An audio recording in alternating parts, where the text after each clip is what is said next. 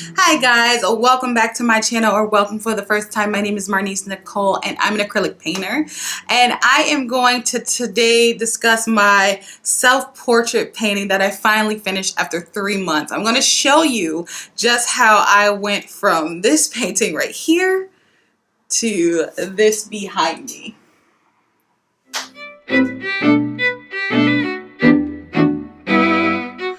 I've just spent literally 3 months working and painting my face. Overall, I had about 27 hours worth of recorded footage of my self-portraits that I cut down for you that you can see later in the video. At some point over the 3 months, I just gave up with filming the journey because it was a lot of work. Finally, we have this result. I'm very happy with it, but let me tell you, this was not easy. I'm really happy that I finished this painting. I didn't really have time to paint, and then great idea for my niece. Let's go ahead and paint a 24 by 30 size canvas as like our first major project after not painting for a year. Let's do that. But anyway, overall, I really struggled in this painting with overpainting, with a lack of concept. You really should just plan out ideas, plot ideas, have an image in your head to go forward within the process. And I kind of had a problem with stepping away from the piece again. Type A, I was just, I need more. It needs this. It's not done. It's not done. But when I finally stopped over analyzing everything and I finally really loosened up, I came up with this, and I'm really, really happy with it finally. At the end of the day, I do think it really represents me. I've named it Me, Myself, and Marnise off of the Beyonce song Me, Myself, and I, because man, this is definitely me. This is definitely myself. All of that attitude, and then Marnise, side-eye. Perfect reflection of me. And so I'm going to hop right into this video, tell you all about it, and let you see that portion. So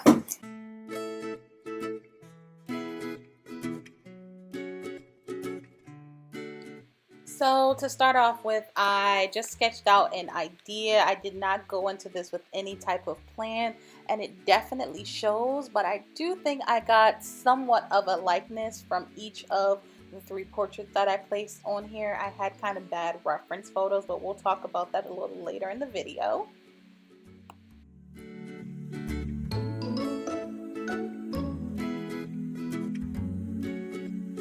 Hey guys, quick update. I've been working on my self-portraits. These are me. These are me. I did 3 faces with originally no actual concept in mind other than face, face, face. And so I've been sitting here staring at this painting for maybe an hour, and like right now I'm currently feeling like I already started painting these. I spent several hours just blocking out this because this is a really big canvas, and I didn't think about that before I got started. I was thinking about getting it done. I was thinking about like Slew, the artist, is really great, and like I want to paint like he did. And I was thinking like, I painted my face before. Let's do it. Like planning wasn't involved in like let's paint self-portraits. Planning wasn't involved. Composition wasn't involved. Making any type of lasting impression with my art. None of that was thought about. I just sat down and started painting my faces to various degrees of success. Like we got this lady over here, side glasses looking out, and okay, kind of resembles me if I was angry and purple. We got this one in the mirror that is not wearing glasses, and so I feel like I look completely different. But I also do look completely different when I'm not wearing my glasses. So there we go. But also her face is a little smaller than everyone else's face, but the nose is bigger. That's a problem for me. So there's that. And then this, it looks like me, but the photo I took actually just cut off at the neck. So I have no reference for like how the body was, shoulders, like all of this. So I didn't paint or indicate any of that. And so she's just a floating head. But like this little update needed to happen because I've been staring at the painting for an hour. I don't know what to do with it. So yeah, so it took me 7 days to figure out what I was going to do, which was to scrap the person in the middle for the first time of many.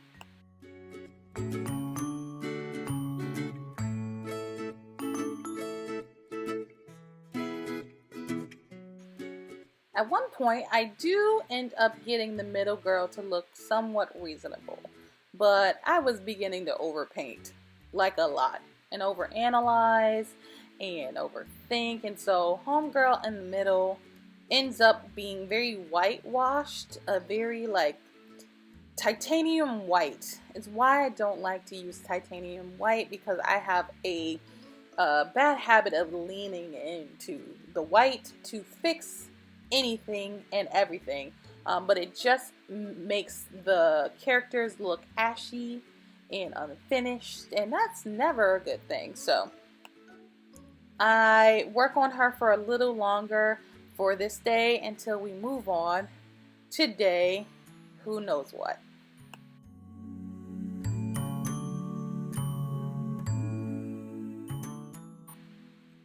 So day 15.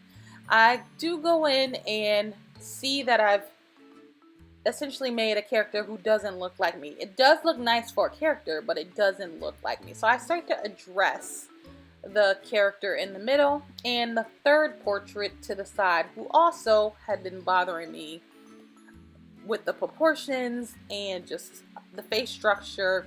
It was at this point that I'd switched the reference photo and really gone in and kind of focused on making it look more like me, and it worked for portrait number 3, but portrait number 2 still looked a little, well, a little like someone else. So that was hard to swallow, and so we moved on to the next day.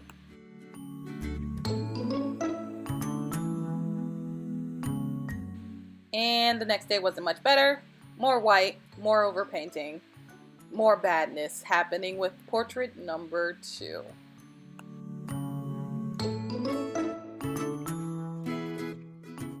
So it was after a few days I said, forget portrait number 2, let's work on portrait number 3. And then by golly, it worked. We had some progress here.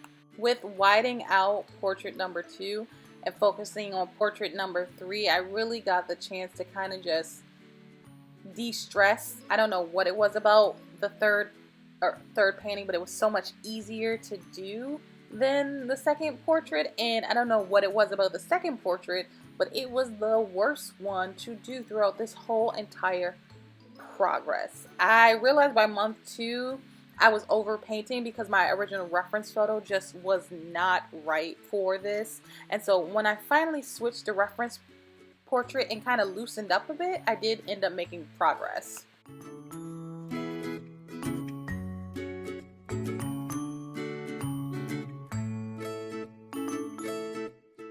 Yeah, it takes a long time for portrait number 2 to just get it together. At this point, it looked a little bit like me, but mostly it would just had glasses now, and it looked like me if I was like 5 years older and had a bigger head than a body. And here I tried to fix it. I actually tried to fix it over a few days, and finally I said, nah, we're gonna stop this. We're gonna try again. And of course I end up rewriting it. I must have painted that face 50 times.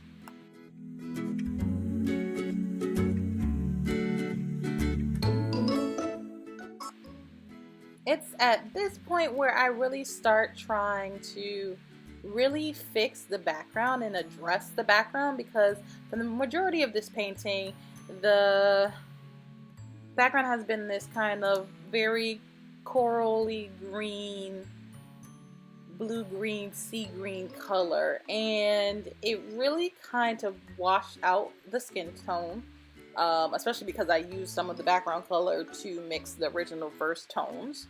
And I had this idea to be very similar to the original inspiration, which was Slew's channel. He's going to be linked down below, and I'm going to talk about him a little later. But his portrait challenge, it was the original inspiration, and he did have this background that was like very simplistic and very like light, like gray. And I was like, well, let's gray out the background here, keep the center red in my piece, and then have like the sides kind of this kind of gray blue. I have this color that I have from Liquitex, and it is just the most blue jean color I can only think of, and I love mixing it and graying it out, because then it really kind of like really just speaks to me, that color tone, and I often will gray it out, and I thought that was a perfect tone for this. And actually for Portrait 3, I really like how it originally comes out with that shade, and I really want to do something with that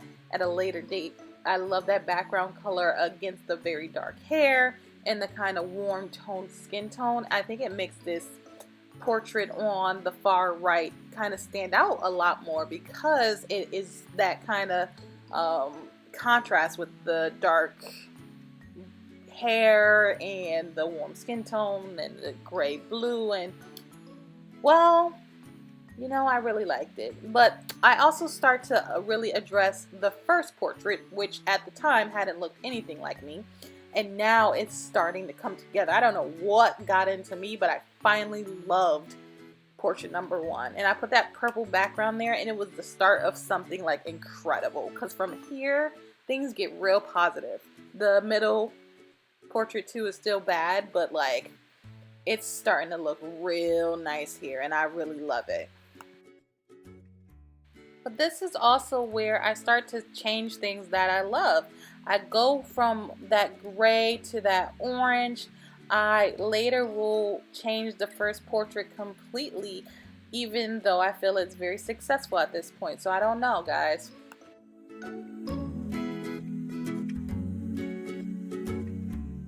Yeah, off camera, I did just little minor changes to portrait number 1, portrait number 3, and I tried a different angle here when filming.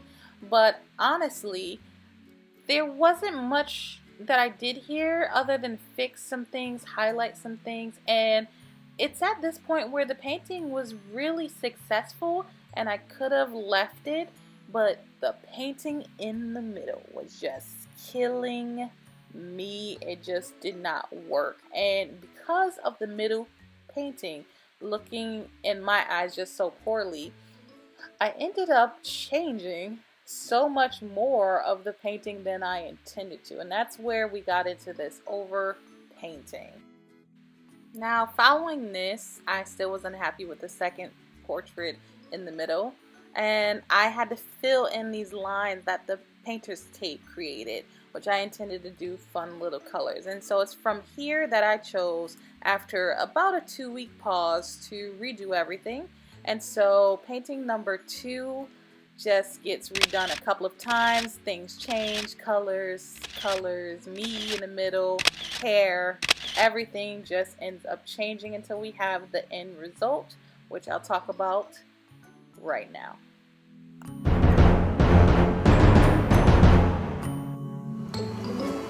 So yes, as you can see, we went through quite a lot of stages with this painting. When I first originally started it, I had no plan. I just wanted to paint something. I had the strong urge back in March to just paint anything because I hadn't been painting. And so I kind of hopped the gun. As you can see, I started painting with no concept. I quickly moved on to painting with no good references. And at one point, I did go ahead and get reference photos to work with. They weren't always successful. I had this reference photo here that I used for this painting, but it didn't have good lighting, and of course it was chopped. So I didn't have a good representation of the body. It left me hanging a little bit. For the original middle portion, I had a reference photo that just the angles were kind of off, the shadows were off, and it really kept me in my head like, how do I make this work? I repainted this middle painting 6 different times, 6 different versions of it. And for the purple girl, my portrait number 1, that also got repainted a lot of different times. I think with the purple painting specifically, that portrait was always looking the most like me at every stage. It was more of the finalized details. I repainted my hair. Oh my god, I repainted my hair like 8 different times. I was getting into this like over painting, overzealousness with this, because it was always my intention to enter this painting into the Jerry Artarama self-portrait contest that they have, that is currently happening now. I have a link down below so you can vote for me if you'd like. But I always intended to kind of enter it into the annual face portrait self-portrait competition. I always had that intention, and so it kind of gave me this like kind of push in the background, like it's not finished yet, it's not perfect. And this is not like a very competitive competition. It's fun. They give out like gift cards and things. It was just something to do that I shouldn't have put so much pressure on myself. And again, all of this pressure is coming off of a year of no painting. So I went from 0 to 100 like really quickly.